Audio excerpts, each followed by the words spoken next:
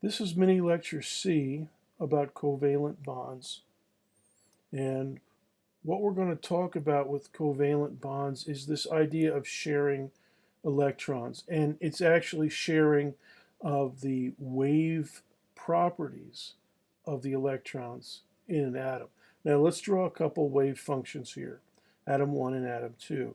These waveforms represent the probability distribution of a kind of a generic n equal 2 electron in an atom. N equals 2 means there's two bumps in the wave function, the waveform. Okay, now the first bump is small, we're not going to worry about that one. The second bump is the big one, and that represents the highest probability for seeing the electron. That's why we try to figure out these wave functions so that we can calculate the probability. A wave is hard to localize. It's not like a particle. So particles are fairly easy to localize. You get the center of mass, you got it. Okay, but a wave, has extension spatially, has extension in time. So a wave is much more difficult to localize, and that's why these functions represent waves, and you have to interpret it probabilistically. So the probability of observing the electron orbiting atom 1 is out there. The maximum of the probability is out there where the vertical dotted lines are. So atom 1 and atom 2. De Broglie, his interpretation of electron waves says you're not going to get a tight orbit like a planet around the sun. The early guys, Einstein and Niels Bohr and those cats, they were thinking, yeah, the electrons are like little planets circling the sun. But de Broglie said, no, we got waves here. Waves are tough to localize, but we can still make a probability estimate of where we're going to find them. That's where that vertical dotted line is. Now, for us, when we're studying bonding, we want to understand, and especially covalent bonding, we want to understand how those wave functions interact, if they interact. Now, when the two atoms are far apart, their waves are not going to overlap. It's like flat water. It's like two storms in the Atlantic, one off the coast of West Africa and one off the coast of Nova Scotia. All right. When they start generating waves, the middle of the Atlantic is still going to be flat. Eventually, those waves will reach each other and then they'll start to interact. You might get some nice rogue waves or stuff. But before they do, no interaction, flat water. And that's what we got here in the middle of this diagram. Those atoms are so far apart, the wave functions are basically zip zap. And they don't really have any interaction. There's no rogue waves, nothing. Now, you bring them closer together, then you start getting some interaction. You get some constructive interference. All right, so now I've brought atom 1 and atom 2 a little bit closer. I've still got those two vertical lines. Those are still the same distance away from each atom. And in this picture, I've sketched it out so that they haven't overlapped completely yet. We're not to maximum constructive interference, not yet. We're still, a little bit too far apart for that. But it will, if you bring them in closer, you'll get a perfect peak. So right now, we've got this little dip here at the top of our rogue wave out there in the middle of the Atlantic. That's all right. In a few seconds, we're going to get a nice big peak there, a little bit higher than where it is now. But for right now, in this snapshot, atom 1 and atom 2 are they're still getting a big rogue wave there. Okay. So that constructive interference is covalent bonding. Atoms like to do that because atom 1 thinks it has an outer energy level filled. That's the, it thinks, no, I got two atoms. I've got another atom, another electron out there. Atom 2 thinks the same thing. All right, and because that is the case, they're cooperating. We call that a covalent bond. And it is a quantum mechanical effect. Sir Isaac Newton Charles Coulomb would not have predicted this kind of bonding. Coulomb could have said, yeah, positive and negative ions, those will attract, no problem. But he wouldn't have predicted this. Based on waves? Nope. But yes, that is what we have found. Now, how do you distinguish the stuff that we talked about in the previous mini lecture, the ionic bond, from the covalent? What makes some atoms bond ionically and other ones bond covalently? The man who figured out the bond strengths, quantum theory-wise, was Linus Pauling. And here's a little quote from one of his famous papers from 1932. He wrote that the properties of a bond between two atoms often are determined mainly by one single electron wave function for each atom. And guess what we were just doing? That's what we were doing. We took those two blue wave functions for each atom, and we kind of squished them together, and we saw that, yeah, we're going to get a rogue wave. We're going to get constructive interference if they're close enough. All right, and what Linus Pauling did was he used a ton of calculus and the theory of quantum mechanics, the wave functions and all that stuff, the wave equation, and he figured a way to rate numerically the ability of an atom to pull electrons off some nearby atom. And that's what is called electronegativity. Electron pulling powers is how it's frequently termed. Okay, and this looks like a periodic table. It's a periodic table, but instead of atomic weights and stuff, it has electronegativity ratings.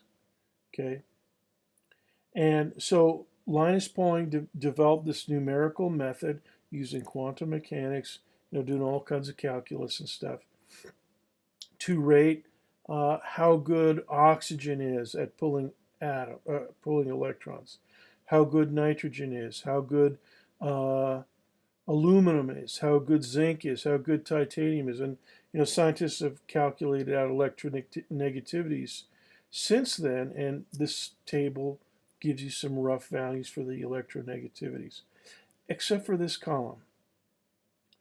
The rightmost column of the periodic table, that's the noble gases. They don't have any electronegativity numbers. And why is that? The reason is they don't care about bonding with other atoms. They don't do it. So they don't really, they're indifferent to pulling in an extra electron, right? But the stuff right next to them, oh yeah. That next column to the left, headed with F, fluorine.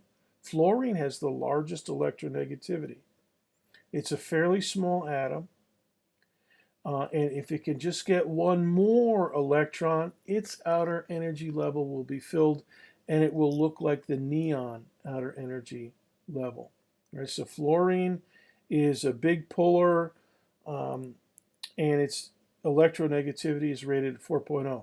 Other side over here is sodium, and yes, sodium's kind of pokey. It's only got 0.9. It's according to its wave functions, yeah, theoretically, it's possible for it to pull an electron in. But the stuff on the right side of the periodic table is much better at it. In fact, here's chlorine. We know that chlorine bonds ionically with sodium to form table salt, and the chlorine electronegativity is 3.0. So what you do is you calculate the difference in the electronegativity. So in this case, delta is 2.1. And we know that these are ionically bound. So that gives us an idea. All right, if I calculate all my electronegativities and then just choose two atoms, if I get a 2.1 or maybe higher than that, I'll know, okay, that's going to be an ionic bond. It allows us to tell and predict the bonding methods for molecules that we haven't even tried yet. Right? You just look them up on the periodic table or the electronegativity table, and you can make a prediction. All right, so NaCl, ionic 2.1. Let's try and take a look at another compound, carbon dioxide. Okay, now that's on the same table here. Let's look at oxygen first. Here it is, 3.5, pretty good. Oxidation, oxidation, stealing an electron. That's named after oxygen, right? Because it's famous for doing that. Okay, now carbon, CO2, carbon dioxide, 2.5, not too shabby. All right, but those are covalently bonded elements. The CO2 molecule is a covalently bonded molecule. And so when you calculate the difference here, delta is 1.0, right?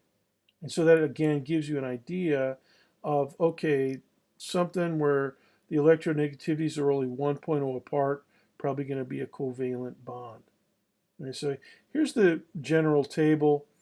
You'll see other values, but this is one that I've been using for a while. If the delta of the electronegativity in the right column is greater than 1.7, yep, ionic bond. If it's less than 0.5, 0.5 or lower, then just a straight covalent bond. Now, in between those two, from 0.5 up to 1.7, we have something called a polar covalent bond. All right, and that distinguishes, or that is typical of two atoms, one of which is a little bit better puller of electrons than the other one. And because that is true, the constructive interference zone is going to be closer to that atom than it is to the other one. So so in other words, they don't meet in the middle. The constructive interference is not right at the midpoint between the two atoms. It's a little closer to one of them. That means it's polar. It's polarized. So we call those covalent. And you'll see various criteria. You know, some people say, okay, greater than 2.0 for ionic. But this is the one that we're going to use. All right, good example of a polar covalent bond, really important, is H2O, water. Good example of ionic, we've already talked about sodium chloride. And a straight covalent bond, good example, is methane, CH4, which is the main component of natural gas. Now I want to talk about the water molecule, H2O. It's pretty important. Water is considered to be the universal solvent. And it's because of the polarity of the molecule. Now this is a very careful diagram, carefully laid out diagram of the water molecule. And what we find is, in addition to the polar covalent bonds between hydrogen and oxygen, spaced out at this particular angle, between H2O molecules, intermolecular bonding, the hydrogens like to bind to the oxygen of a different molecule. We know that this happens because water can freeze. It forms crystals. How does it do that? Well, it does it because the H's on one water molecule will bind with what we call a hydrogen bond to the oxygen end of another molecule of H2O. And when you get them all tightly bound and stuff like that, you have frozen water. That's how crystals form. It's from hydrogen bonding. Now, hydrogen bonding is really important because it's also right at the heart of DNA and the genetic code. And we'll talk more about that in mini lecture D.